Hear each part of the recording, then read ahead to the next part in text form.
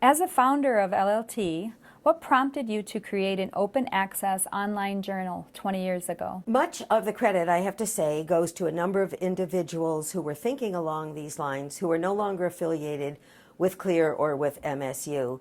That was Allison Mackey, Claire Braden, Denny Hoopengarner, and India Plow.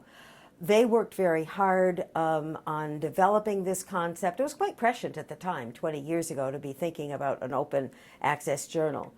At the same time, Mark Warschauer at University of Hawaii, and perhaps others that I may not be aware of, were thinking along these same lines. And the conversation occurred and people started working on this together, and it kind of developed organically. We were all working at language resource centers, Hawaii's from 1990 and ours from 1996. And our mandate was to improve foreign language learning and teaching throughout the U.S. We worked together on this concept.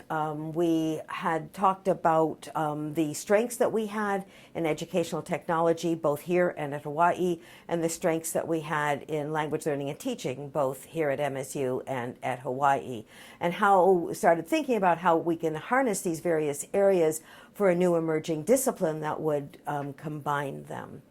We started talking initially with publisher Judy Amsel at Lawrence Earlbaum Associates to bring publishers into the mix with the idea that it would be open access and the contributors would keep their own copyright. So we had some very definite demands, which I think at the time might have happened, but then that publishing house no longer existed, and so we sort of moved along. But we wanted to create an audience for this before we could really go to a publisher, and our feeling was publishers do great things, we do great things, and we wanted the different strengths to come together.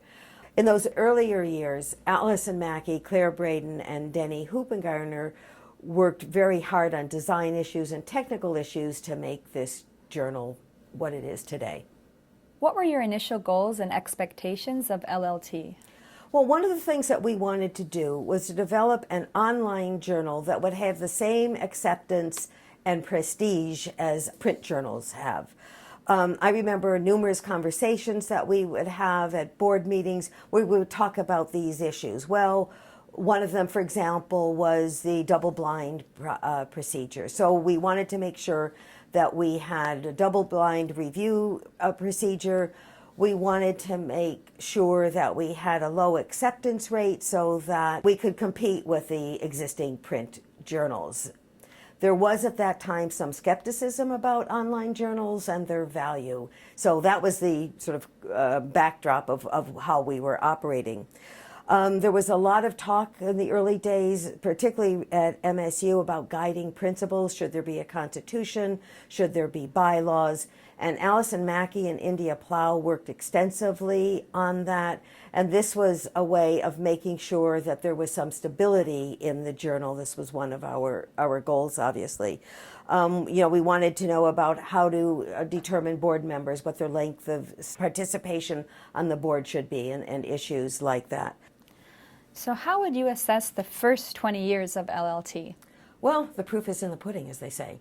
I think it's had great success. It's ranked very highly, and our goal of having it accepted as a valuable journal, one with high prestige, has come to fruition. Now we have close to 56,000 subscribers from over 200 countries. I don't think we had imagined that impact, but we're delighted to have that. So I think that the first 20 years have been terrific and extraordinarily successful, and this has been due in large part to the very committed editors that we've had over the years who've given their all to making this journal successful. We've also, I would attribute some of this also to the way MSU and University of Hawaii have worked together as partners, as equal partners with the, initially it was Dick Schmidt and I were the advisory board members, one from each university. That was the original plan. We had board members who represented Hawaii, but we also had board members from Michigan State. And we really worked in one voice to make sure that things worked smoothly and seamlessly. And I think that that contributed a lot to making this a very successful journal. So where would you like to see LLT 20 years from now? Well, one of the most important things that we are facing now is stable funding, and the role of MSU and the role of the University of Hawaii as part of that funding. I think that's one of our major challenges. I think also we're going to find more and more online journals, open access journals being created. So we're going to have to figure out a way to maintain our leadership position. And we definitely do have a leadership position at this point. So that's going to be a challenge for us. I think even greater reach to more and more people, making the journal responsive to the needs of the language teaching and language learning community, having very strong editorship in the way that we have had and continue to have. These will all be very important as we move forward into the next 20 years. We're going to have to keep up with the greater uses of technology and how that will impact the journal and the research that's being done.